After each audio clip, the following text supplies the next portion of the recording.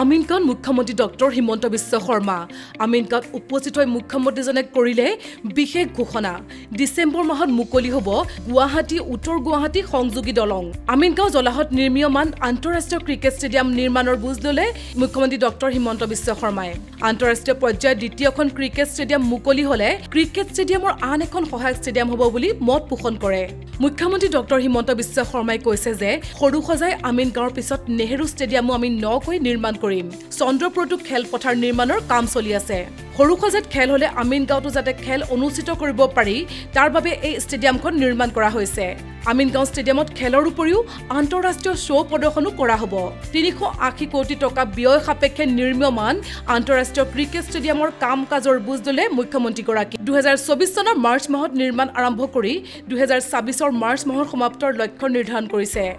cricket ষ্টেডিয়ামখনৰ নিৰ্মাণৰ দায়িত্বত থকা আলহুৱালিয়া কন্ট্ৰেক্ট ইণ্ডিয়া লিমিটেডৰ বিষয়া অভিযন্তাৰ সৈতে মত বিনিময় কৰে মুখ্যমন্ত্ৰীগৰাকীয়ে 20,000 দৰ্শকৰ আসনৰ ব্যৱস্থা থকা ক্ৰিকেট ষ্টেডিয়ামত থাকিব ৰাষ্ট্ৰীয় আন্তঃৰাষ্ট্ৰীয় খেলুৱৈৰ প্ৰশিক্ষণৰ ব্যৱস্থা G+8 ষ্টেডিয়াম গৃহৰ লগত সংযুক্ত হ'ব আন এক উৰণীয়া সেতুৰো খেলুৱৈ প্ৰশিক্ষণৰ বাবে থাকিব বিশেষ সুবিধা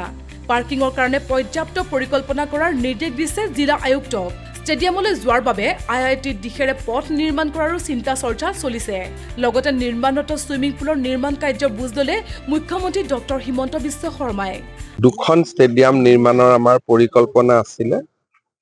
সৰু সজাই আৰু ক্ৰিকেট ষ্টেডিয়াম আমাৰ আছে এতিয়া আমিন গাঁৱত আমি যিখন ষ্টেডিয়াম বনাইছো অহা বছৰ ফেব্ৰুৱাৰী মাহত সম্পূৰ্ণ হ'ব ইয়াতে 20,000 লোকে বহি খেল চাব পৰা এখন আটক ধুনীয়া ক্ৰিকেট ফিল্ড হ'ব বুলি আৰু যথেষ্ট মডাৰ্ণ আৰু যথেষ্ট ধুনীয়া আৰু ইয়াৰ লগত আনুষংগিক বাকি কামখিনিও আমি ফেব্ৰুৱাৰী মাহৰ ভিতৰত ফেব্ৰুৱাৰী 2026ৰ ভিতৰত সমাপন কৰাৰ কাৰণে চেষ্টা কৰি আছো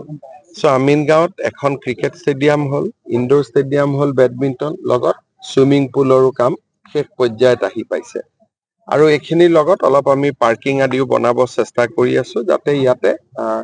ওৱান ডে ইণ্টাৰনেশ্যনেল হওক T20 হওক ইয়াতেও যাতে সৰু সজাই লগতে ইয়াতো যাতে খেলাব পৰা যায় কোচিং যিটো চেণ্টাৰ হয় ষ্টেডিয়াম এখন হলে এটা নহয় 4-5টাও কোচিং চেণ্টাৰ চলাব পাৰে এছিয়াত এনেকুৱা চিন্তাও আছে গতিকে কোচিং চেণ্টাৰ চলোৱাত কোনো অসুবিধা নাই কিন্তু এখন আন্তঃৰাষ্ট্ৰীয় মানদণ্ডৰ আমি আৰু এখন খেলপথাৰ পাম অসমত বা যেতিয়া আমি অহাবাৰ নেশ্যনেল গেমছ অসমত আনিম তেতিয়া আমাৰ পৰ্যাপ্ত ষ্টেডিয়াম থাকিব নেহেৰু ষ্টেডিয়ামখন এতিয়া আমি নতুনকৈ বনাব গৈ আছো অহা এমাহৰ ভিতৰত কাম আৰম্ভ হ'ব সৰু সজাই হ'ল আমিন গাঁও হ'ল আপোনাৰ চন্দ্ৰপুৰতো আমি কৰিব গৈ আছো গতিকে আৰু প্লাছ আজিকালি যিবিলাক ডাঙৰ শ্ব' আহে শ্বিলঙত প্ৰায় শ্ব' হৈ থাকে আপোনালোকে জানে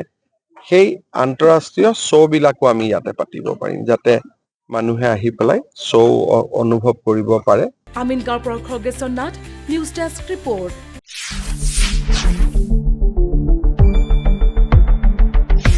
শুদ্ধ আৰু বিস্তৃত বাতৰিৰ বাবে আহি আছে নিউজ ডেস্ক ৰিপৰ্ট